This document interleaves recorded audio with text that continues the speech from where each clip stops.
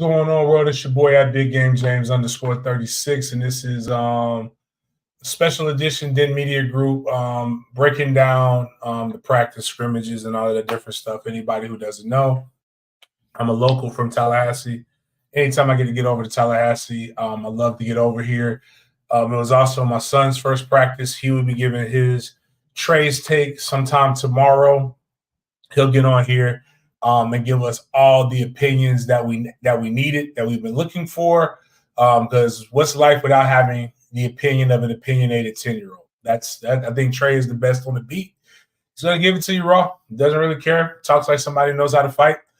And what I'm learning is the players absolutely love it. So people watch it. People like what he says. He does a pretty good job. And yeah, so a couple housekeeping notes as this fills up. We answer questions on the YouTube. So have no problem with you guys watching this on Den Media Group, Den Media Group's Twitter, on my Big Game 36 Twitter. But if you would, go to the YouTube channel at Den Media Group. You'll see that this is a live. Love to have the interaction. Any questions that you guys have, feel free to jump in the chat. We'll try to answer as many as we can, but we do show love to the greenies, to my coloreds. Color doesn't mean that you're white or black. It just means that you're a subscriber. It's $3.99 to subscribe. It doesn't cost you a lot of brain, a lot of pockets to be able to do that. All monies raised on this channel go toward Mentors for the Kids Foundations. We have our 5th annual book bag drive in Jacksonville, Tallahassee, and Orlando. That will be coming up here shortly in July. It's how I celebrate my birthday. I don't throw crazy, extravagant birthday parties. I go to the hood and I give back, and we deliver book bags and we feed food. We feed people. We gave away about 4,000 backpacks last year, fed about 4,000 families in those different areas. I'm going to bring my brother CJ Wilson up here in a minute. Make sure you go to Dope Talk, follow him on his YouTube channel. Please subscribe to that. It's really good information. I know you guys are like, damn, Last Thing Florida State Needs is another podcast. This is one of the good ones. I'm not saying the other ones aren't. I think it's pretty good, very well seasoned. Does a great job of bringing on former greats and other people to be able to break down and give that stuff going on as we talk about practice. I was trying to get my bro over there today, but it's a little different. A little security was security today. But we'll talk about these things. Hopefully we'll keep you interested, keep you impacted. Again, if you have questions about stuff, feel free to ask. Super chat is available. I don't think do I have a banner to be able to show what my different things are? Yeah, we'll do this right here. We'll have that going right there. So we got that banner going. It's not a ticker style, but whatever. So that's the banner. If you don't want to do the super chat, YouTube takes away 30%. I don't really care either way. Again, the money goes toward a good cause. Let me bring my bro CJ up here. What's going on with you, man? Chilling, bro. How was your day, man? Hey, man, minus the bullshit, my life great, man. Drove a little bit. Likewise, my brother. They fucked up my room. It's still my favorite hotel in Tallahassee, though, but it did fuck up my room. I know you're used to the suites and walkthroughs and stuff. They ain't take care of you this time. Man, they putting in one thing they're doing at the Sheraton for anybody who needs a hotel during football season. This is where I put people up at. Also happens to be the team hotel. But they got new 55-inch screen TVs in every room. And so I'm giving them a little plug right here. But they did not put the new TVs in the presidential. And my boys was very distraught. They were mad. They were like, you told us we were staying in the presidential. And I'm like, I said, do y'all know how fucking spoiled y'all sound right now? I was just about to say that, bro. That's another thing, too, man. These kids don't understand how spoiled they are when it comes to shit like that nowadays. Yeah, I was like, I almost called them little nigglets. I said, do y'all understand? I was happy to stay at a Howard Johnson. Right. What is a Howard Johnson? I said, don't even worry about what a Howard Johnson is. You never have to know. I said, you'll never know. It's like a La Quinta. Like if I took them to a La Quinta Inn right now, they'll be like, man, hey man, what's this? Like they don't know. Do you really love me? They don't know the struggle, man. But I guess that's the benefit of raising kids differently. So, but CJ, you were out at the other practice. Basically, what we saw is what we saw. You know, to quote, I sent you the text. The bar by Mike Norvell is what you see is where you're at, or something. Hey, man, that's a fucking bar, man. It don't get no clearer than that when it comes to and one of the biggest things that I think Florida State fans need to know is that we look the part. And what I really want to reiterate that, and that's a big shout out to Josh Storms. Something that I thought about with Pro Day, I put it in the group chat. Now, I don't think people have really pondered on how good he is. Everybody's talking, so everybody performed well. And this guy performed well, he just didn't run well. And that's Keon. But Keon was literally at Florida State for 6 months, maybe, if that. So he arrived in August, right? I don't even think he was able to participate in summer workouts like that. So let's give him July. So August, September, October, November. So I'm going to give him 6 months. But when you look at Johnny Wilson, 2 years in the Storms program. Trey Benson, 2 years in the Storms program. Tatum Bethune, 2 years in the Storms program. All of these guys that had 2 or more years in Storms program all performed extremely well. And I think that's saying something to now when you look at that progress that happened for the pro days, and those guys all produced very well. Now you take that and you carry it over to the football field. We got Keandre Jones that looks like if it doesn't work out in football, and I'm not saying that I don't want anybody because I just found out motherfuckers listen to the show. Trust me, y'all young bulls. This ain't the smoke that you want. I'm never going to be overly critical for you, but I don't want you to misunderstand some shit. And you try to bump because it ain't going to end the way you want it to end. You got alcohol, tobacco, and firearms sponsored this household, and y'all too big to be mixing and matching with some of that shit. But if Keandre don't work out in the football field, that motherfucker gonna be a hell of a bouncer, man. That motherfucker looks strong. Same thing. Like I'm looking at Richie Leonard's body. Richie Leonard's body look good. Like these guys are looking like what we want our offensive linemen to look like. Even guys like that, and I've heard people put him on the portal report. I'm making up a name, but Estes is a guy that he's looking the part, like big upper body, little. They got a pooch because they're linemen, but it ain't it ain't a protruding one, and then big ass legs. Lucas Simmons look good. Guys are looking the part, is what I'm saying. Even our center is looking the part, and I think he performed very well today. And Mo Smith. So I just want to put that out there before anything else. Is that the guys looked amazing. If you go back to what was that 2 years ago? I think it was 2 years ago. Yeah, it was 2 years ago as far as the 2022 spring, the first spring practice we came out of. We seen what we looked like before, but the look was different then, right? Right. Like, okay, well shit, these guys look like, they be some damn football players. Like we might have some action, moving and things like that. You fast forward to, like you said, those years with Storms to see the development. It's night and day as far as the body types across the board that we have. All I remember is fall of 21, Jacksonville practice, taking my son out there. Dad, is this a high school team or is this a college team? Shit. And just to see how far we've come from there is amazing. So I just realized I put the wrong damn Trace team ain't going to nationals no more. Let me change this banner. But I say all those things to say we're looking real good. We're looking real good out there. As far as the looks go. I'll say it's 85 guys. S. Dot Carter, you ain't missed nothing, man. We really just kind of talking and chewing the fat, getting familiar with each other right now, catching up. We don't have 85 cats. Nobody has 85 cats. You got a team with 85 cats. The coach that thinks they got a team with 85 cats, they are lying.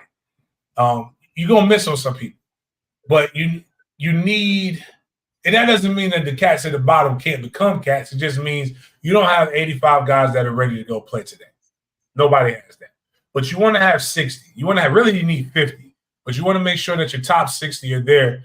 And I'll say this, man, it's 75 guys that's on that. When I walk out on it, it's more than 75. But when I walk out on the field, I see 75 guys that belong. And what was crazy about the scrimmage is they went good on good, which means like the ones play the ones. And really it was, I'll say it's ones and twos are mixed through together. And then you have the young guys. That's with Luke Cromer. And Luke Cromer got most. Luke Cromer and then number 10, I believe his last name is Jackson, got a lot of those spins, but Luke got more of those spins. Before it, I was talking with you throughout the whole practice, so you could communicate and talk about any of those things that I was giving, the feedback that I was giving to you. But I'm going to say, if I had to pick a defensive MVP for that practice, I'm not going to say he's a defensive MVP. I'm just going to describe it to you in the manner in which I only know how to describe things. So if you're new to the channel, I'm sorry. And I'm not. I talk a certain kind of way. I don't trust people who don't curse. I'm going to say this: 6 is a motherfucker.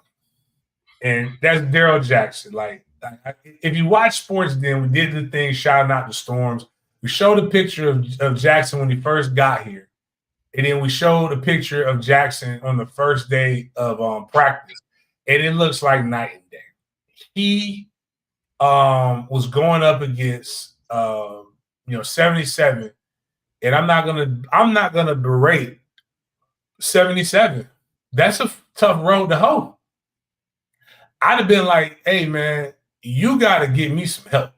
Like, ain't no way I'm blocking this motherfucker by myself. And it's just a situation where Buddy was just like, when he wanted to, like, it was crazy is how tall he is. Like, we shout out to my guy Grimes. We've talked about Grimes where he says like those 6'6" guys, they lose leverage. But what's crazy about him is that he doesn't pop straight up treetop tall. He's firing off and he's using those levers, the long-ass arm, big-ass arms, to be able to hit and drive up. And it's really like, man, it's crazy just watching it. And just the different lineups that they threw out there. Like, it was cool to see, D-Jax, then you'll see but you want to see that though, right? That was one of the not necessarily question marks, but we didn't see. We had a lot of high hopes, and we hear a lot of stories about D-Jack and practice and things like that. Of course, we'd love to have him last year. Wasn't really needed, but this year he's needed. He has to be that type of guy to go along with Josh Farmer. So to hear you say, how he dominated the practice and how he's looking, you got to realize the motherfucker who's gonna be beside him too. The same dude that was beside him in high school. So you pair those two together. Then I think Odell once again, and people talk about Odell recruitment, things like that, but shit, I mean, consistently he feels one of the better rooms in the ACC and one of the better rooms in the country 2 years in a row. So I said it to say this, man, that defensive tackle room shouldn't have any drop off with Josh Farmer and Daryl Jackson being the headliners for this upcoming year. Right. Now, where it was going to get a little funky, actually, somebody just said a name from a blast from the past. I'm gonna put this up here. That's how you get you. This how you don't be a color. Roger Bunkley, yeah. And you get your shit on the jumbotron. This is how you talk. This is like you brought up my teammate. I can tell you the story about Bunk when I first met Bunk for real. No. Freshman. This is what I need. Now I don't know if he kind of reminds me of a taller Bunk. Farmer too, but Bunk came in like he fresh out the pit. And Bunk, shout out to the NFL and Coach Bobby Bowden and giving guys like Broderick Bunkley an opportunity to advance their lives and their career, because I don't want to know what would have happened if Bunk didn't play football. Yeah, that motherfucker on the streets, man. It's me. Like that dude, somebody, man, Bunk. Man, so freshman 2 days I go in there, I don't know what Odell did to Bunk. To this day, you know what? Next time I see, hey man, what you do to Bunk freshman 2 days in 2002? I don't even know if Dale know. But that motherfucker. So again, guys, 2002, everybody didn't have a cell phone. I remember when Sprite had the commercial, they were trying to give people cell phones. It wasn't like that. It was expensive. So everybody didn't have a damn, didn't even have an earpiece, and Bluetooth was brand new. I remember my baby mama using Bluetooth when she worked at Nextel. So Bunk is in the locker. I come in late because I passed out at practice. They had to drop me in the cold tub. So I'm coming in there trying to get my shit so I can leave and go, because I was in summer classes, so I had to take a final. Man, I walk over there. So if you don't know how the locker room is designed, the lockers are to your left, and then to the right, they have like these little mini lockers that have like your gear. And I ain't had nothing. I needed clothes. I was gonna wear what I needed to wear for tomorrow. I was gonna come back to practice. Bunk is in his locker, like, hey man, they tried you, dog. They tried you, bro. I know, dog. Man, who the fuck he think he talking to? Man, he don't even know who he dealing with, dog. And he's like, yeah, man, like shit. Like, I would have choked that old motherfucker out. Man, he don't know. I'm like, who? It's just me. It's just me and him in here. Who the fuck is he? I was third person conversations. I stood still, and I'm like, I just started walking backwards because I felt like if I turned, he was gonna see me and then get mad at me. I was like, I don't want no smoke, but I want crazy motherfuckers like that on my team. That's what I need. I don't want to play against them kind of crazy cats. I want them crazy cats. So if they crazy like that, man, them motherfuckers gonna be all right. But there's a reason why Bunk was drafted. Was it top 20? Yeah. In the NFL. Like, motherfucker was cold, a stone cold machine, dog. But anyways, I'm saying that to say is that he's good. That D tackle room is, I saw some things with Samson and Lyons that I did like. The boy from Colorado State definitely has a motor. He's not. Listen. Don't put Brendan or whatever the fuck his name. Don't put Bubba Sparks on him. That's a lot to live up to. Fisk a bad man, dog. Fisk a bad man. But I think he's going to be okay. And I think, if we can get these guys like Lyons and Samson continuing to get good reps, I think we're going to be okay. And what I'm going to tell people that are, and I get it. We wanted to look the old way. But let me tell you about the quote The Wire. Let me tell you something about the old days. They the old days. And the new days, what you care about is what the production is on the field. What I cannot deny is that whatever Odell got out there, he going to develop the hell out of it and it's going to produce. That's all you need to care about. Do I want a 5-star D tackle? Please. If you got any of them, send them this way. But if you come out of the portal, I'm cool with that too. Dell is going to coach up some cats, and they're going to put it in there. And I believe after this season and next season, one thing that's going to not be able to be denied is the fact that we putting cats in the NFL. And Odell is going to. People feel like, the 10 people going to put in this year, it's just going to drop off. Yeah, you look at this roster for this upcoming year, it could be another 8 to 10 easily going in the draft for this upcoming year as well. Bro, I was doing the numbers, and we'll get some more to practice here in a second. Farmer, let's just do defense. Okay.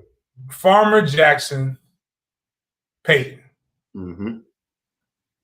If Lolo does anything, Lolo gonna get a shot. Mm-hmm.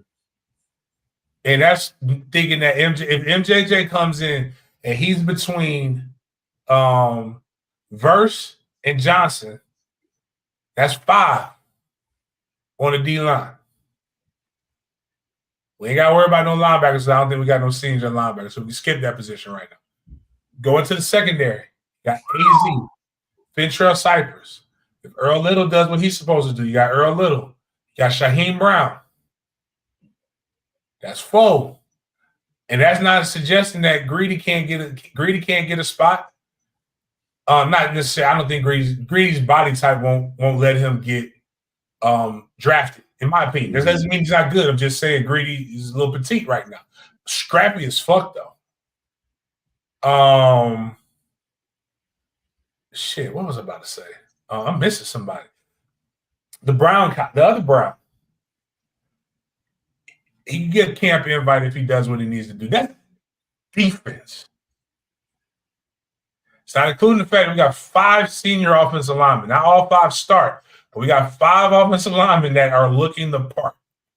DJU, 3 again. Don't need him to go be, Jaden Daniels. 3-1. What 3-1?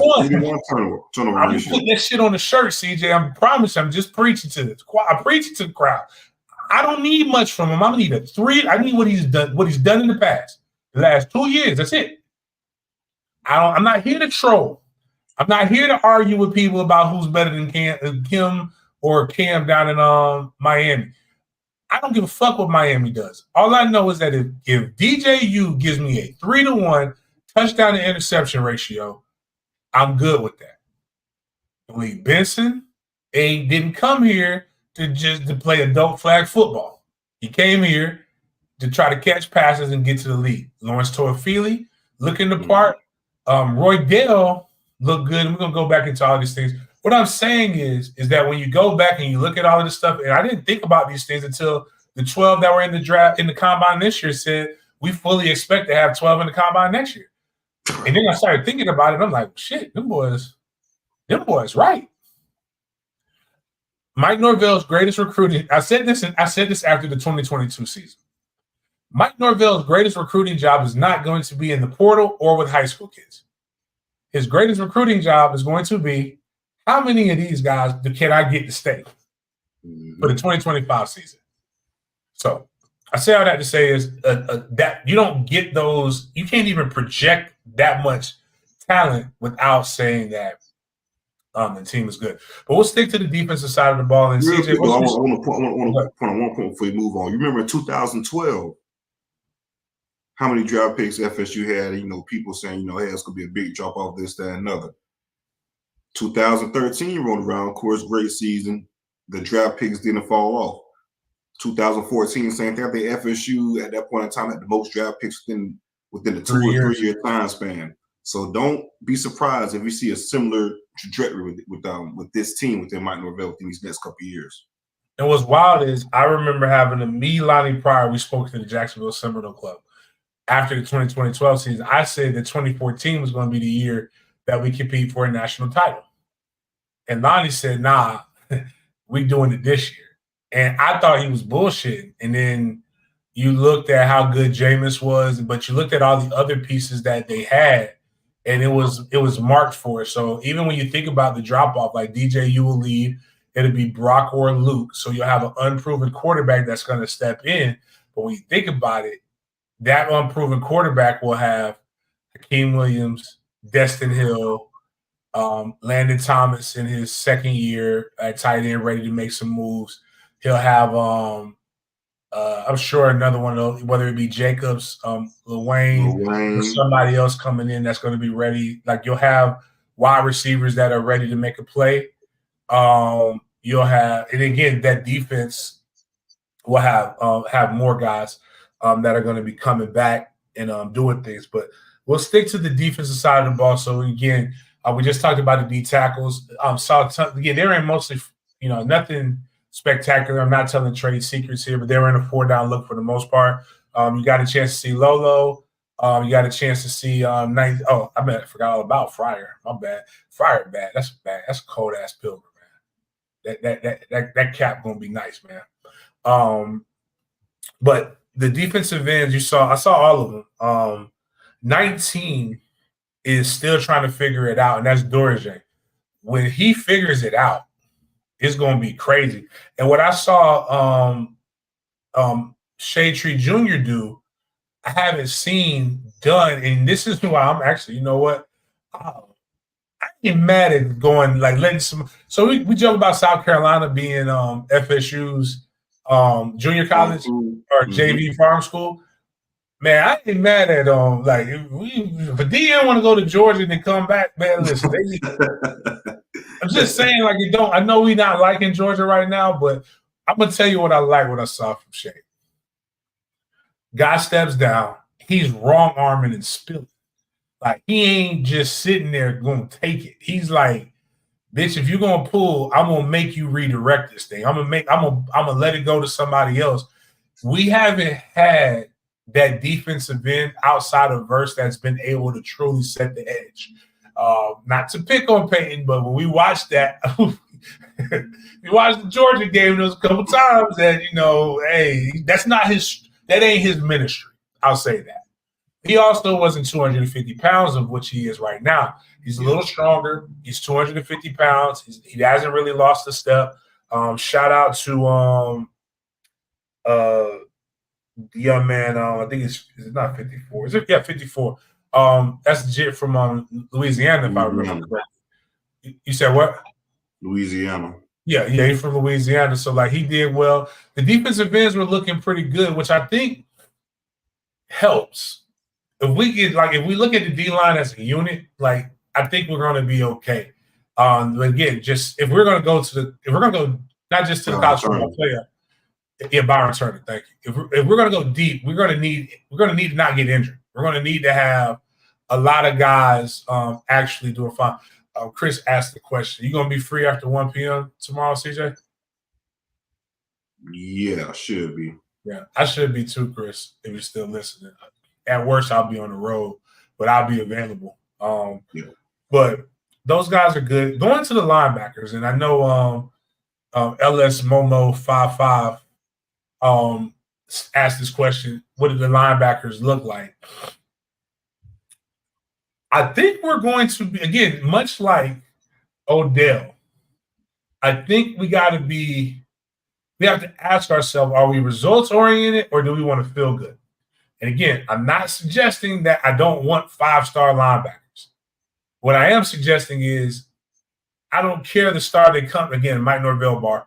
I don't care the star that they come in as. I care the star that they leave. And now what I say that to say is we run a 4-2-5.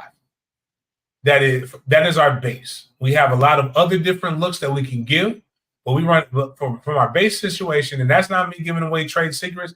That's if you watch a fucking football game, you see for the most part we have 4 D linemen, 2 linebackers, and 5 DBs out there. Mm-hmm. You do not need 12 linebackers when you run a 4-2-5. I got news for you. If we're on our third string linebacker, like the complete third string linebackers, we have a problem that needs to be protected. Sean Murphy looks the part. He's a 4-star. DJ Lundy, I am really high on DJ Lundy right now. DJ Lundy do what he's supposed to do, then I forgive him for not playing in the bowl game and leaving us to go to Colorado. But DJ Lundy is, again, I'm going to tell you guys, y'all got to stop that bullshit when people want to leave and be like, man, we don't need that motherfucker. Nah, we needed that motherfucker. Like, we definitely needed him. We needed DJ Lundy. Like, I was never on that train that we don't need DJ Lundy. Like, DJ Lundy is good. Again, and he's playing for something. Similar to the situation with everybody, again, have we ever gotten apologies or did they ever drop them like with Farmer? Farmer was supposed to be out the door. Nobody, and shout out to Farmer's bros too. They're definitely all in. Like, Farmer's all in. He just has some, things he's cleaning up with his hand. But Sean Murphy, DJ Lundy, those are your starters. We even in Omar Graham Jr., who I think is again taking that step up that you hope. Blake Nicholson. I got a little insight on Blake. Blake was a 4-star. So, again, 2 4-stars, 2 3-stars, right? To me, that's a pretty damn good room. You would like a 5-star, like nothing but 4-star, but, hey, you still got a good room right there. And Collins Hicks or Hickman Collins or whatever his name is. Yeah, Tamir Hickman Collins. Yeah, he was there. So you got your 2 bottom guys, or still, quote-unquote bottom guys, are guys that you believe could develop to be able to give you good quality special teams reps and move along. Like, they have, like, I hear a lot of people talk about bringing in body types. They are body types that work well in that 4-2-5. Mm-hmm. And we also have a bunch of safeties that are over 200 pounds, man. I think somebody put in that Geno Hayes type linebacker. Bro, all you need for most of his career in college, nephew was just over 200. Might have been 210 if he ate some honey fried chicken on Friday night. He wasn't out there 250. The days of the 230 to 260-pound linebacker are dead and gone. You know what, though? The 6'4", 260, you know what that guy plays? Defensive end or edge rusher. And that's kind of where we as a fan base have to kind of get away from those things. But I was watching the linebackers. They were moving around. They were roaming. What this defense does is they are fast. Like, they are fast. And you make that decision. The wide receiver needs to make the decision and be ready to be there ain't no big plays. Like, the big plays have to come when you catch it, you take that initial pop and you bounce off of it. And that's if they don't wrap up. But like, you're not finna just, because we don't run a zone and they actually do so well using their hands and play and running man press, that there isn't just a lot of like free stuff. And then the quarterback's got to get rid of the ball really, really quick. And I will get to that, but shout out to the quarterbacks and their footwork. DJU, Brock, all those guys, feet constantly moving in the pocket, look better, look pretty good. But I think where the weakness might come from isn't necessarily in the running game, but I think in, I want to see them cover a little bit more. But this is the first scrimmage, so a lot of the sloppiness came from that. But they were making some big hits. They caused a turnover. I believe it was with the young guys. One of the linebackers popped number 44. He fumbled the ball. Secondary is what it was. A couple of young guys were kind of doing some rest with precautions, but Shaheem Brown is that guy. Shaheem, I like what I was seeing from Hutsey. I like what I saw from Barker. I kind of changing my tune a little bit, CJ, on something we talked about one of my kids who was out at the practice today. And they gave me a great example of how my guy could fit in. So now I want to recruit him back again. Now I'm going to press it because I can see it. I couldn't see it, and then they showed it to me. But they said that for sure. We'll talk about that for sure because I can see it for sure myself just looking at the film. But well, no, the film is great. I told them straight up that's one of my favorite players. They said Ashland Barker. He's very much so Barker, maybe a little bit better version of him in high school. And then they said somebody, and then they talked about Kirkland. He's a better version of Kirkland. And I said, okay, well, now you just gave me two examples. Now I can visually see him playing there. I couldn't see him. And I told him, I'm going to say, when I saw 4.38 by Dick, I said, hey, man. I told him today, I said, 4.38 is not in you. Like, they don't make that ain't in your style. No, that ain't normal for a safety, man. Not at all. But our DBs, they're all tall, they're all long, they're all physical. They can do what they need to do. And it's the only way, the best way to beat us is if you have a physical offensive line that can really just like pick us up and move us out. But I don't think interior wise, you're going to be able to do that. Now, we did break a couple runs where we were able to turn. We were able to seal. Excuse me. We were able to seal and get to the edge, and then be able to get to the edge. But that was few and far in between. You've got to have a quarterback that can beat us with his eyes. The key is because we run man. Our corners are on island. So, and we already saw what happened. Like, them boys gave up 3 passing touchdowns outside of Georgia. And I get it. Our fan base, for whatever reason, has made it because somebody who's never played this game they have a battery behind it. I'm not suggesting that they don't know what they're talking about. A little bit in this, but have made us believe that Fentrell Cypress was just not a good corner. And that's just not the truth. That's not true at all. Not true at all. Again, but that just goes to the fan base, and just I guess the pressure that you have on cornerbacks. You give the highlighted plays, like I said, a couple touchdowns here and there. Then you give an 8-yard pass up, a 7-yard pass up, a 6-yard pass up, and you feel like you're playing, terrible football. I mean, no, man. Like you said, this is a guy that has played majority zone in his years at Virginia. Comes to FSU, like you said, we run what did Kenny Deloach tell you? Like, shit, that's pretty much all we damn run is. The only people who have a little bit of zone in them is a safety. Mm-hmm. And that's not even, and that's if they don't have something that comes out, that leaks out. That matches correct. So you got a guy who's transitioning playing man coverage, does a damn good job of it last year. Gives up some passes here and there. You want to replace him and say he's not good? No, I don't know what you guys expect from a cornerback position, especially cornerbacks that play that much man coverage. But the output was damn good for Fentrell for sure. I don't get it at all. 3 passing touchdowns. I don't give a damn who you think sucks back there. That is damn near like I don't know if y'all know how good that is. Like that's unreal. But right. I say those things to say that you want to be able to trick with the eyes with the safeties, because our safeties are so sudden and they're so instinctual that's the only way that you can be able to make things happen. Now, I'll say this: to do that, you got to have a damn good offensive line. Because that D tackle, them D tackles are coming. Them cats is fucking people up. Like, they're folding shit up, and it's difficult when like you can't. One thing we got more toward the end of the season was, and this is when you saw Jared Verse take that next step and start getting the sacks. You start seeing you see Patrick Payton getting home. You start seeing, and then from there you're like, oh shit, these 2 defensive ends. Now they hit Braden Fisk getting home.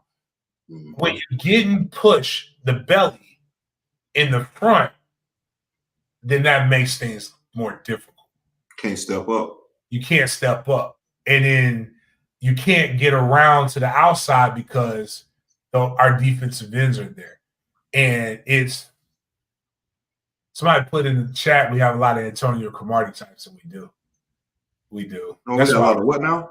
Antonio Crow types. No, I ain't gonna say all that. I just think how tall they are. Yeah, we got from a size standpoint. Yeah, from a size standpoint, they ain't. Well, maybe AZ. AZ might be the closest, but like, nah, yeah. Crows. AZ definitely does fit that mold of the. Not saying he's good as those guys with the Cromarties, the Ramseys, those type of guys we have within the defensive back room. He definitely seems to be the next guy up for FSU. But yeah, we're gonna be good. I think again, just extremely fast when they play. I think where people saw a lot of mistakes. Somebody put the South Alabama game in. South Alabama, Southern Miss, Boston College. Where you saw us make a lot of mistakes is us underestimating the opponent and not taking them seriously enough by playing a lot of guys because we feel like they should get that game. I think Southern Miss, this is crazy, guys, the number. I think we played 120 players. That's a lot. And so, like, that's too much. But I get it. The goal is to get the development. Going back to the Alabama game, the Southern, was it Southern or Northern? Whatever Alabama. North. Again, and we were talking about this in the group chat too. Like people bring up Pitt. You struggled against Pitt. You struggled against North Alabama. You struggled against not Boston College. It was somebody else that people gave us a hard time about. That's enough. Did we? 24-7 is not a struggle. 360 yards passing is not a bad day in the office for passing. What we did was we had a lack of execution, and we did not play to the abilities that we believe we could play to. The Northern Alabama game, nobody fakes a punt in the first quarter inside of their own 20. Yeah, North Alabama put out literally all the stops. I got news. Like this happens, guys. Like you get in a fight, and somebody like you come in there and you're finna beat the shit out of this person, and you let your guard down for a little bit, and they hit you with a haymaker, and they bop you, and you trying to get your bearings back. Now, once you get your bearings back, that's when you start whooping their ass. And that's what we saw happen that game. I'm not excusing any of it. I'm just saying, like, we gotta like it happens. It happens. Like, you know, like they practice the hell out of it. Cool, and kudos to their coach for having the balls to do that. Them balls only happen when you ain't got nothing to lose, man. Like again, if you ask any, like, you don't even do that on the video game.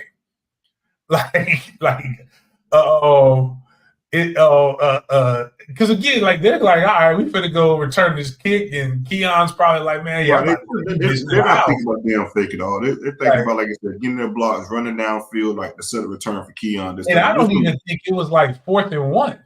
No, I think it was like 4th and 5 or some shit like that. It was crazy, like, and you know, momentum. But whatever. I say all that to say is, I agree with you. It shouldn't have happened. But our defense is fast. Our defense is good. The only way to get it is to play a coach who ain't got shit to lose. But when we look at our schedule, our defense against most of the people we play is going to be head and shoulders better than most of the offenses. Going to our offense, I would say Keziah Holmes had the best day, in my opinion. Keziah Holmes broke off some big runs, extremely patient. That big dude, DJU, that's a lot of man. Pause. It's a situation where I think he's going to pull it a little bit more than what Jordan Travis did. And because he's 255, he's going to sit in there a little bit longer on that mesh before he pulls it. I mean, I'm gonna be honest with you. You know, this is what I love about having a son who knows ball, which is crazy. But then again, it's all he's been around is ball. He said, "Hey, Dad, that's like what they running that thing that Wake Forest does." And I looked at him, man. I was just like, you little motherfucker. You little motherfucker. I love you. But like, again, for him to even recognize that, but that slow mesh could fuck people up. We're not running the slow mesh. I just think that's he's going to be more patient in reading the pool. Right. I also think giving it so quickly. He's going to benefit from having older, stronger, bigger road graders. Our offensive line is better. It's just it's just our offense, like, that's the benefit that he'll have that I believe he didn't have at Oregon State. And he's not J-Trav. He's not fast as J-Trav, DJU. But I think his not fast or more explosive. But like you said, when you're 250, that's a lot of weight going forward, and it's going to be tough. You know, Travis, what, 210 at the most, if that. Here's what DJU is going to do. And he's not. I'm not saying Tebow is one of the greatest college football players ever. But I'm gonna be honest with you. Tebow wasn't very fast. No. Tebow was 230 pounds. He drops back. You're drop back. The linebackers are dropped back. Nobody's open. So 4'7", 230, running full speed against a linebacker that's in a back pedal that has to stop, regain his momentum, and go hit somebody that's at top speed. Man, that brother, that's a tall task to ask somebody, man. And shout out to my brother Gino. Yeah, Gino was on the wrong end of that a couple times, man. I love him to death. I miss him, but yeah. But DJU doesn't. I'm gonna be honest with you. This might be the best assessment right here. The general speed, man. I can't be mad at that. I'm gonna give you that. Like, again, he ain't winning a foot race with everybody, but he's fast enough. We need him to be a winning rushing touchdowns. And we look at all those fourth. A lot of people complained about those 4th and shorts used to go for all that type of deal, right? You get in a 4th and 2 situation, a 3rd and 2, let's say 3rd and 4, because a lot of times we're in 2-down territory, right? You get in a 3rd and 4 situation, 4th and 2 situation, you're going to see a lot more aggressiveness from Norvell, in my opinion, just from the simple fact you got a guy in behind, like I said, in DJU, who's comfortable in those situations, who who gets those 2 to 3 yards, constantly at Clemson and also Oregon State. You're 255 when you got 10 guys in front of you blocking. The odds of winning those fourth and short, those short down situations are a lot higher. And I think in the interior, we'll be a little bit more better with our push. So it's going to make they're going to have to respect the handoff. And if they don't, he's going to be able to get that. Now, there's a play with him, I believe, at Oregon State where it was a fourth and short. And I believe he picked up like 10 yards, running everybody ass over. And the fact that he doesn't really fumble the ball like that, which is, again, that's something that I don't mind doing. I mean, I think he again, I like that weapon. But watching him today and then watching him again last Tuesday, I think it was last Tuesday I came. Oh, no, last Thursday. Yeah, I came a week ago. Yeah, damn, that's crazy. It was a week ago. But it doesn't like explode per se, but he got a cannon. He can throw the ball down the field. And he's willing to throw the ball down the field, which is something that I appreciate. It keeps a defense honest. And that's all you can ask is to keep a defense honest and push the ball down the field. It's a great thing. Again, to me, it's not, again, I am not asking him to be the savior. Nope. And I think if we don't need a savior, that's why they've done a great job of everything else. Well, and I think he's going to be able to do this with the guidance, how well he listens. I need a 3-to-1 touchdown to interception ratio. 3-to-1, bro. That's all we fucking need. Give me 5 to 7 rushing touchdowns and no fumbles, and life is going to be great. As I said, nothing about today made me go and cancel my hotel at the Marriott City Center in Charlotte, North Carolina. That's where I'm staying. That's a really nice hotel. Oh, it's a dope hotel. Yeah, I enjoyed my stay in North Carolina. It was 1 mile away from the tailgate. I ain't walk, but it wasn't a far trek to the tailgate. Shifting to the offensive line, you see the depth. We see the two deep. There's a place, I believe, a lot of people worry about when are we going to play the offensive lineman that we recruited. I liked what I saw in Armella. I liked what I saw in Lucas Simmons. I liked some of the other young guys. But I do believe that we're going to probably have a senior heavy starting offensive line. I just think it's too much experience to not have those guys down. And again, what we need to be able to pray for is that guys stay healthy, which we've had the damnedest luck with guys not being able to stay healthy. Like Rob Scott, man, imagine what the career Rob Scott could be if he never got hurt. But all that to be saying, Darius Washington is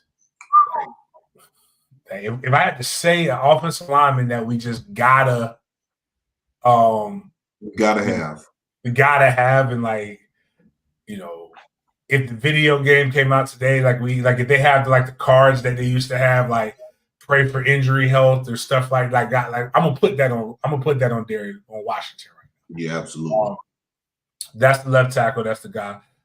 Real quick before we get into it anymore, we got a lot of guys watching. Appreciate you guys. Appreciate all my people on Twitter checking those things out. Shout out to everybody watching this on the YouTube. Any questions that you have, if you're on Twitter, I can't see them shits. So I need you to go to Den Media Group on YouTube. You can ask questions, especially if you're a greenie. If you're not, we have the super chats. We have all kinds of different things that you can go do and make sure that we're including you guys in all of these different things, man. So appreciate everybody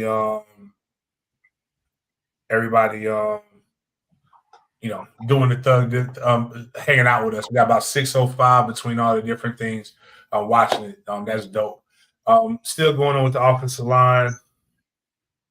Any questions that you have on that offensive line, CJ? Well, not too many questions. You kind of answered. I think we're going to be seeing here on the offensive line, just what you said. But I do, and we kind of discussed this earlier, over the next the rest of the spring, and just seeing how Richie Leonard fits in, especially because I'm just seeing his athleticism at Florida, how he was able to be, how he was pulling and things like that, get around to the edge, and just what we do as an offense, using our athletic linemen. We try to put them in situations, but we haven't had athletic linemen like Richie as far as pulling within the guard position and getting to that next level pretty quickly. That's something I want to keep an eye on throughout the next few practices, is just to see how he acclimates to that, because I feel like he could be, just from a fit perspective, he was one of our good gets from the offensive line perspective in the portal, in my opinion. Yeah, you see a lot of Florida fans. Again, at the end of the day, man, to quote one of my favorite movies, which should have won an Academy Award for the greatest movie of all time, it's called The Mac. And in the scene where he talked to Mr. Pretty Tony, and he says, "Man, you know the rules. Your bitch chose me." Mm-hmm. Now, and I want to tell Florida fans as well as Miami fans who are still mad about Jackson, let that go, man. The bitch chose. And I'm not, Richie people, I talk with his uncle, I believe, all the time. Shout out to Cocoa, Florida. I ain't saying that in the derogatory, man. I'm saying Richie chose to come on over to Florida State. Now, there was some play. One of the things I could see him doing really good is pulling. We like that double pull shit. So we do that extremely well. I think he's somebody that could do good in that. We had a question here by my guy with no nonsense. Shout out to McGreeny. Of the young O-lineman you saw who has the inside track to contribute, Armella. Like you said, though, man, we more so just, it's not necessarily inside track to contribute, because this year is going to be, like I said, senior heavy. But the question you do want to have is, I guess, from a health perspective, you don't want to have any injuries. But if you do, who do you feel comfortable with stepping up and filling in that void? And like I said, it's probably going to be Armella. Yeah, Armella. Lucas, I would feel great as a 2 to Darius Washington. I think he's going to be fine. I think someone that we're going to sleep on is Jaden Todd, the kid from Key West. Big kid. I saw him. He's again body types. I want to see him year 2 Storm though. He still got a little bit. The thing about young linemen, right? And we talk about Mo Smith. We talk about in his injuries. People like to pick on him, say, "Man, he breathed on him hard. He's going to go down." But he's a great contributor.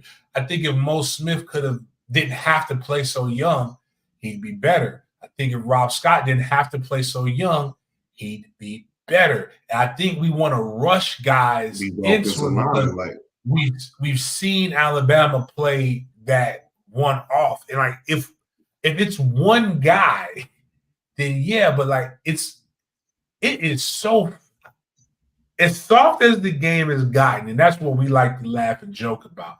It's still one of the most physical games you can ever play.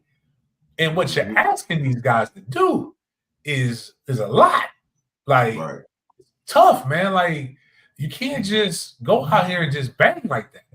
Like it's not an issue for a redshirt sophomore, redshirt junior to play on the offense. It's not a problem with that. We, like I said, you want to rush the development process, especially with an offense. I think O-line and maybe quarterback to an extent. Nowadays, it's a little different. Probably it's more so offensive line from a development standpoint. That's probably the one position where it matters the most. Right.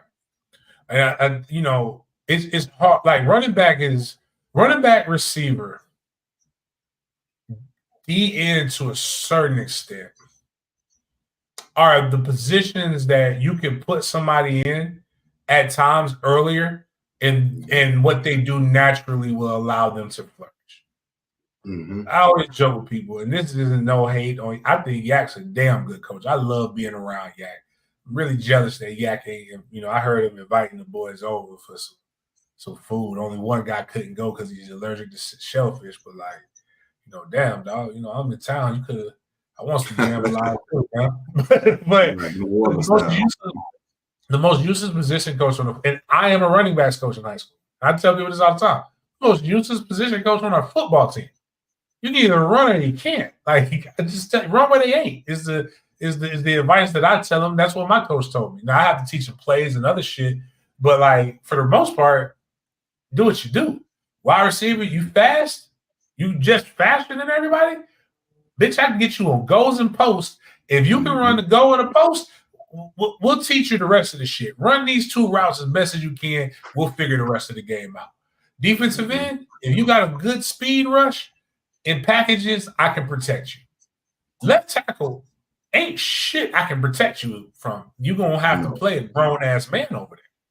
Same thing at guard. But that's why I'm not mad that we have an offensive line that's great. I'm also not mad at our schedule because I'm gonna tell our players the same thing I tell my kids on my flag football team. I got 6. I got 6 cats, right, that are better than everybody else. It is up to them 6 for everybody else to play in the game. Y'all gonna play. If you want your teammates to play, we have to mercy rule the other people. It's not because we're mean. It's because we want our friends to play. And I put that on the good kids. So if we want the development, our seniors, our upperclassmen, our top guys have to prove that they're those cats, which I think they can from what I've seen, outside of when 6 is deciding that he want to be a motherfucker, which is dope. Because, again, one of the craziest things that we're going to see, and why I think we had the success that we had, especially when people say we rely too much on 50-50 contested balls. Bitch, if you came out and saw practice, you would have a conniption fit. Because you know what we always got? We have contested passes, not because our quarterback is throwing them. It's because, bitch, the DBs are good. Now we got guys that can separate. Our wide receivers will not see a secondary that is as good as them for 5 weeks, until week 5. No. And I don't even think the secondary we see week 5 is as good as our DBs at all. That's Clemson. That's Clemson. No. The closest D-line they'll see. That's the best. That would be the closest I do. I will say it would be the closest. Yeah, that's what I'm saying. It'll be the closest that we see to practice every day. And that's like I think I said it somewhere. Like when our wide receivers go to Dublin, they are going to thank the DBs at Georgia Tech. They're gonna come over there to my dog, crib, Florida High. Hate it for him. Hate it for Amari. They can go to Amari. Hey man, what's up, dog? I heard nothing but good things about you, Amari, man. Hey man, I just want to thank you for this opportunity. He's like, thank me for the opportunity. I hate it had to be you, but like I've been getting my ass whooped all camp. And I'm just by AZ and these boys. I'm just so grateful to see somebody like you that ain't like them, and then now I get to go do what I can. I get to show them what I can do. You don't understand what this is like, and that's what I think. But moving on from the offensive lineman. Oh, hold on. Oh, snap! You gonna be in what's tomorrow? Friday?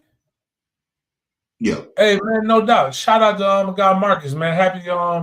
Happy belated birthday. Let me know what time you're going in there, man. We'll have a drink. Everybody's asking about Otto. Again, Jit got to get right. I think it's gonna be fine.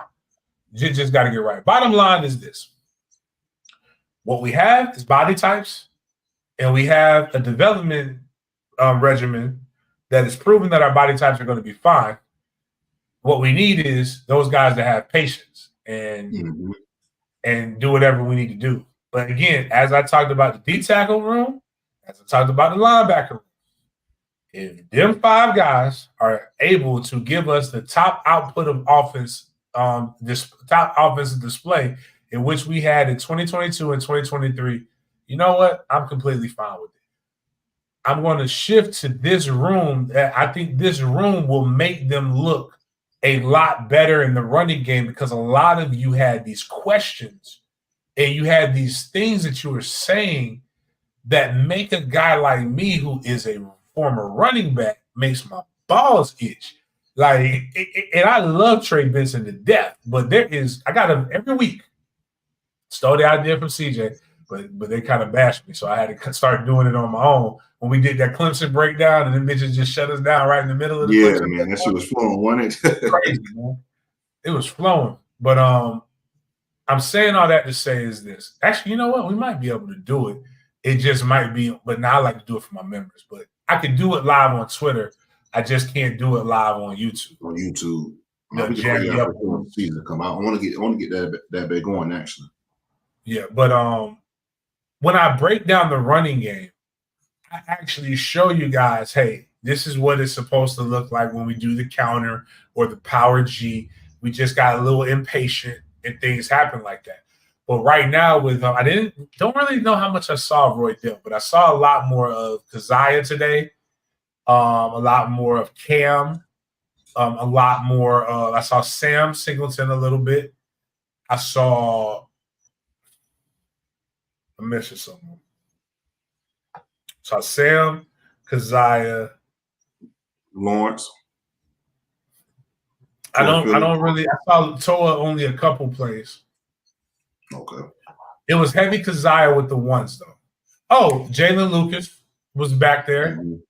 He's a little different, a little shiftier guy. They also him and Toa, I believe, are going to get some looks.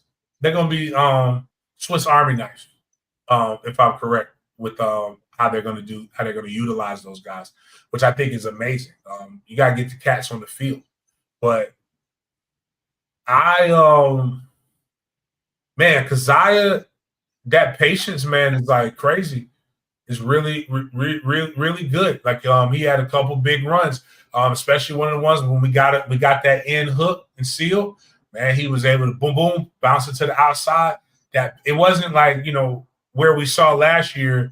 Hey man, I'm just gonna run in that bitch. We didn't we didn't have that today. We had guys. It wasn't stopping their feet. It was boom boom boom boom, patting, moving the feet, find where they need to go and to get upfield.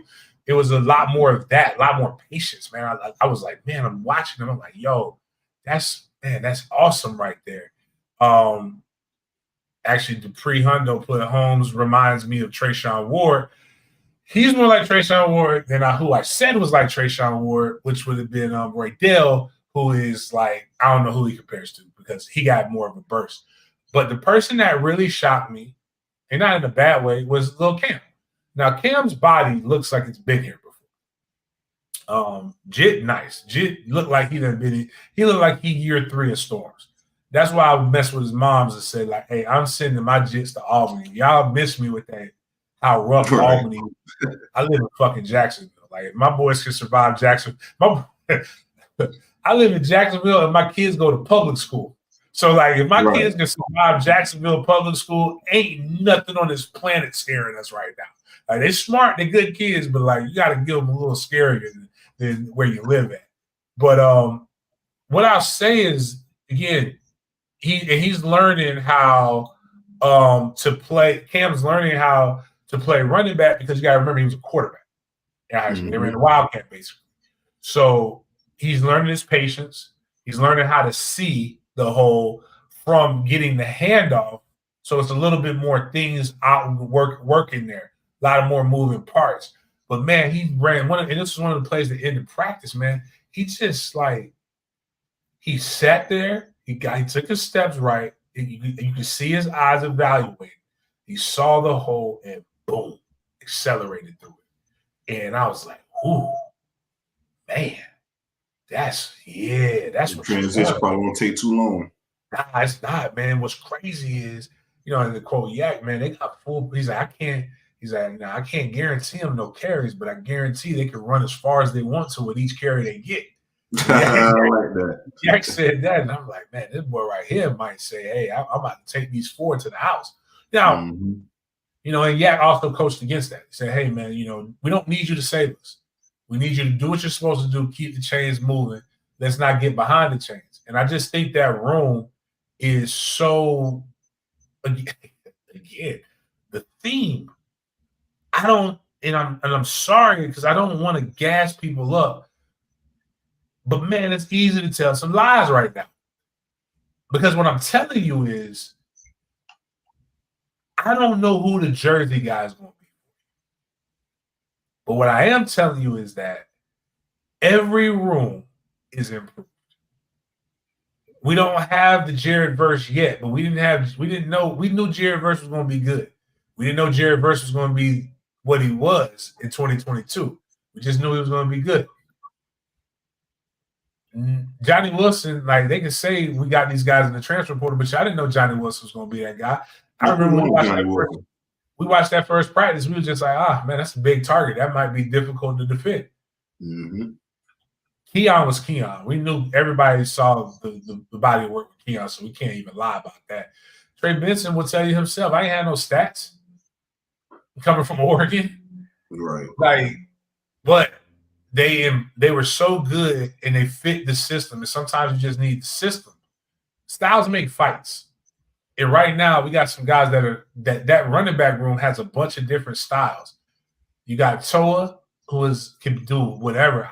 I think he's low book, which low book. I like that. Low book was almost Reggie, but he wasn't Reggie Bush, but he was close. Mm-hmm. He was close to it. Low book should not have been playing just in the backfield.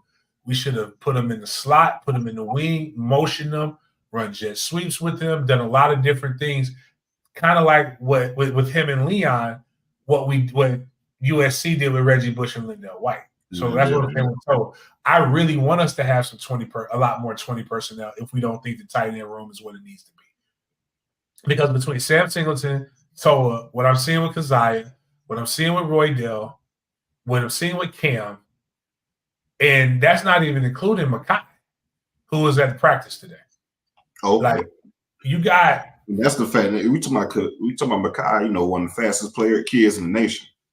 I mean, the entire country. And Makai is another guy who I just think, personally, me, Makai, man, get your ass in the slot and get out there and just run a post, run a corner, run some shit, make them cats just run. But yeah, man, Yak got a room, dog. Again, 5-star. Well, they ain't got 5-star running backs like that. But Cam was a 5. I think 5-star. Y'all fucked up on that. 247. I'm giving y'all a little bit more love because y'all been showing really good practice films and shit. But like, come on, dog. One of y'all should have went up there and said, "Hey, man, come on, dog. If this ain't a 5-star running back, what the fuck? What? Like, come on, dog. It ain't. Within 5 to be a 5-star, you got to go with. You got to be top 50 or some shit like that, or top 30. 30 now. Top 30. It ain't 30 cats, but it wasn't 30. It's not 30 players in the nation better than Cam. No. And Landon Thomas, you got to show me. Like, that's some bullshit that he didn't play in a fucking All-Star game. He dropped him down. It ain't like that motherfucker look like outside of needing about 30 pounds in the weight room, and that's not his fault. But like, come on, bro. Like, we wilding right now. But we talked about the court. We talked about DJ. DJ used that guy. Brock is not bad. Brock still is in year. He ain't been away from home for more than a year yet. Was Brock? I think Brock was a late round. You say it was what? Did Brock? I only think Brock enrolled early. If anything, Brock might have been, but he's still a young player. Yeah, it's a year. Luke, man, Luke got that bitch with no jersey, with no green jersey, man, just out there running and loving it, man. Luke's insane, man. Luke's out that bitch just getting hit. And the game is slowing down. Cam said the game is slowing down for him, by the way. But Luke, you can clearly see it slowing down for him a little bit. And if, again, you want to know what life was like for a true freshman, again, on the YouTube channel, go to the YouTube channel. Me and Luke have this great, candid conversation. I share to him my experience of playing. Like, this shit was crazy. I didn't tell him about how the shit was like anarchy. I ain't never seen – my freshman experience at Florida State, we didn't have early enrollees like that. We had freshman 2-a-days, but that was just us. And then we got put in.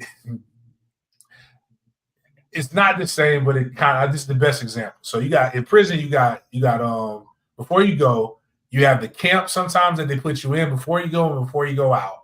And then they also have what's that shit called? Anyways, so like basically they put you in a camp and then all of a sudden they put you straight in gym pop.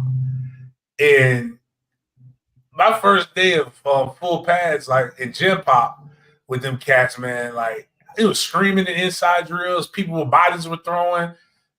Somebody's sack got like detached from their skin, like, and somebody got the cleat stepped on them. And then it just ripped the sack open. It was it was the wildest shit I've ever seen in my life. Inside drill's a fucking different world, bro. No, it was just like it was it's terrifying. And then they're like, you got to get in there. And it's like, you either going to get involved or you can't not do the drill. So if you ain't going in there, like it made a man out of you. What to quote Debo, so you gonna get involved. I'm gonna knock your ass out. Knock your ass out. Make a choice. Right. So we're talking with Luke about it, and Luke like is real candid about like he's like, man, cool, I ain't never seen this shit before. He's like I threw the ball, the guy was open, then all of a sudden 4 motherfuckers over there. I don't even know where they came from. Like he talked about our defense, like how in video games, like the villains magically appear on the screen. You just walk in, wasn't nobody there, and then boom, now you got to fight 5 dudes that just came out of thin air. But Luke is out there running his own read and really running. But he's throwing the ball, moving the ball, threw it to Keem a couple times, threw it to Spain, threw it to Landon, got it to his other the cap on cap violence. Luke threw it to Camden Fryer. They was getting after it. A lot of like just moving the ball, really, really good. And the Jackson kid, I don't really know where the ball's going, but it's exciting watching him. So like, but that's the cool thing is like you see him, you're like, man, I don't know what the fuck going on with him, but I like him. And again, he's a guy that at worst, he don't work out at quarterback, man. Put his ass at wide receiver, man. We're gonna have fun. But I think he can be something that can be developed and we'll have that guy. But again, as I just said, I don't know if DJU will be to us what JT was because JT's one of my favorite Knowles. And I think it's just seeing his story and seeing how he pulled himself up and just how he's so FSU. It's dope. But I think this is the most competitive quarterback room we've had in quite some time.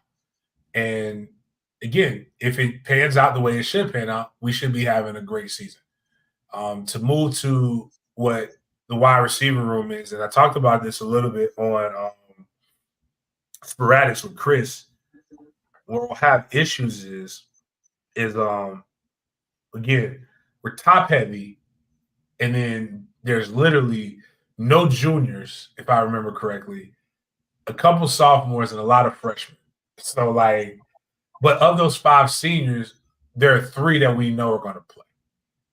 And the other 2 got to battle, and there's some cats behind them. And so, like right now, if I had to tell, like from what I've witnessed in the practices, I think Portier, or I always say his name is, but Portier, Megamind, and Benson.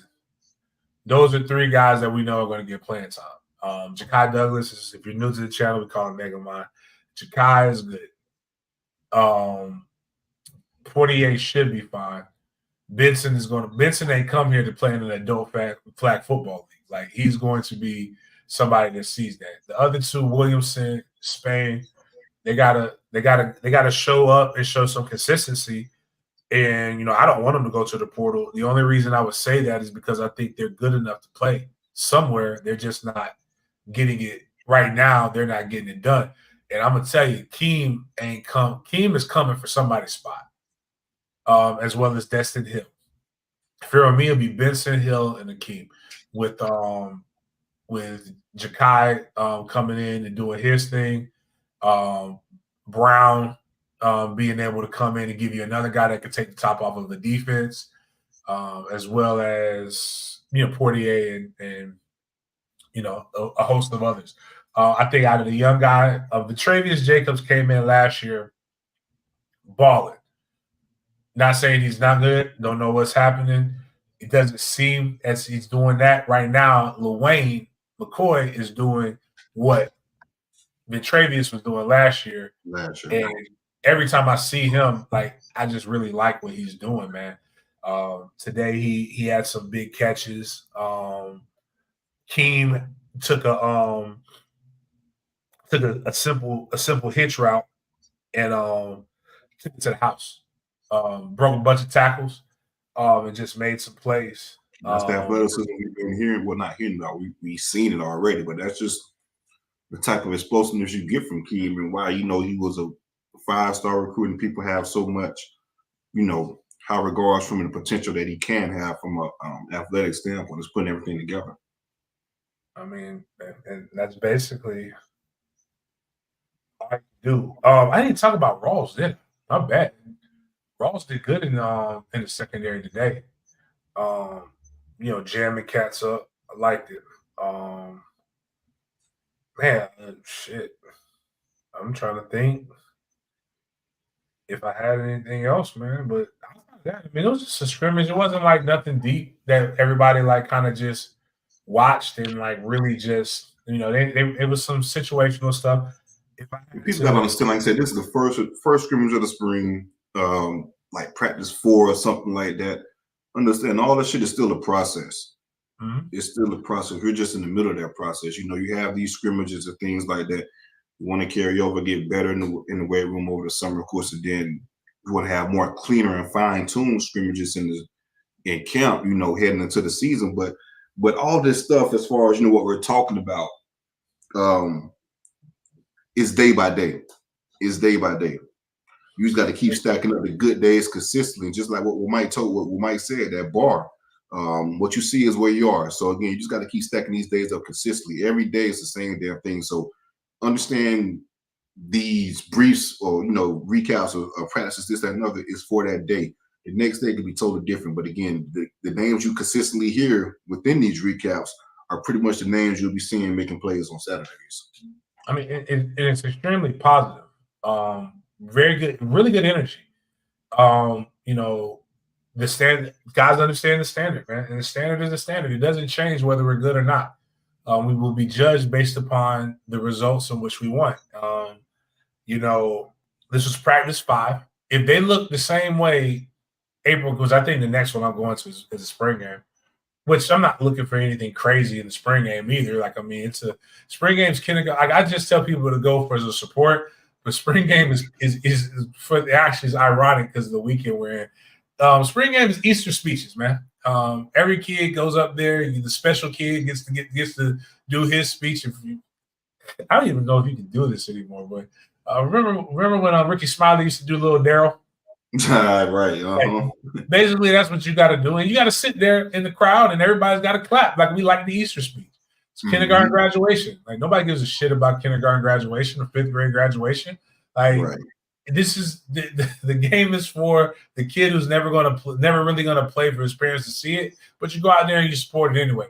The positions are won in practice and in the scrimmages that nobody sees. Correct. If I go out there when they come to Jacksonville and they look the exact same way that they did the 5th practice of spring, we're gonna have some issues. But like you said, as they keep stacking, they keep making less mistakes. The offense continues to move. The defense moves. They're all going out there making each other better.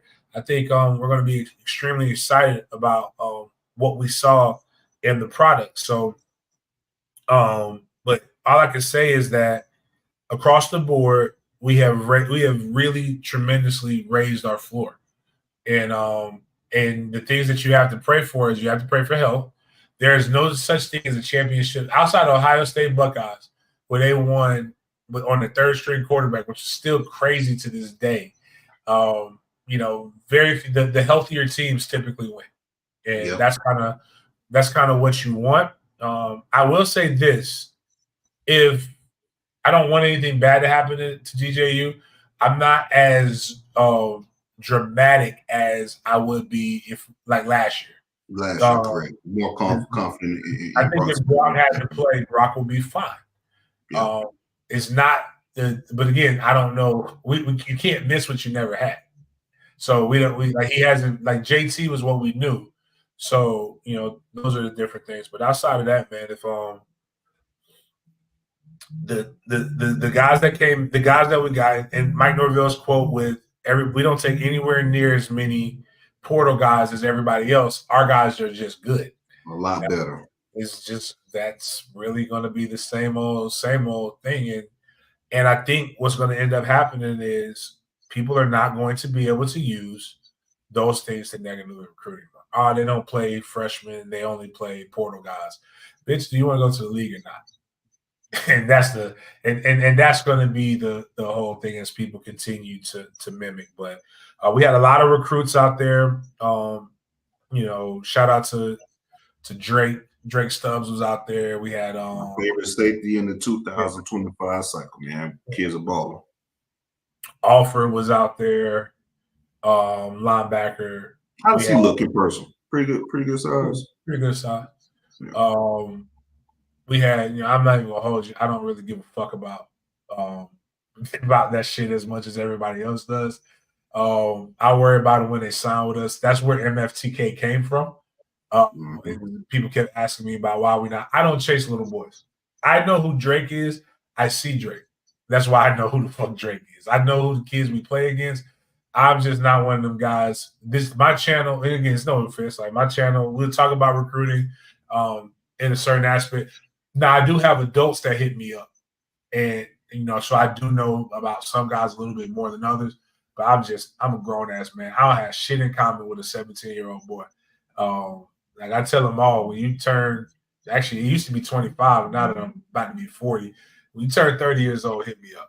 And then we go, like, you can't hang out with me. We can't drink you can't drink afford and drink what I drink. And I ain't got no time for that. So, but the recruiting looks to be going good. Got a chance to talk to Derek Ray, talk to those guys. They're working hard.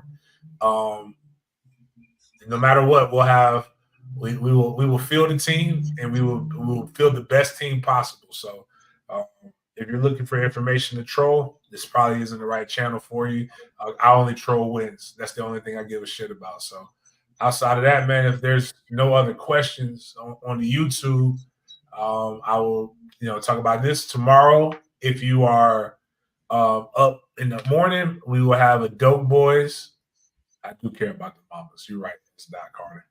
There's some fine mamas out here in this world. Bless them. Good mamas. We'll have Big Forrest Connolly. We'll be doing our Dope Boys Chop It Up tomorrow at 10 a.m. Me and him will just, again, it's like seeing a conversation between two former Noles, discussing how he got to Florida State, what was going on. So if you're talking about the championship teams that he played upon, and even discussing the current state of FSU right now. If you're interested in that, we'll be doing that live on the YouTube as well. Big Games BS will be on Saturday mornings.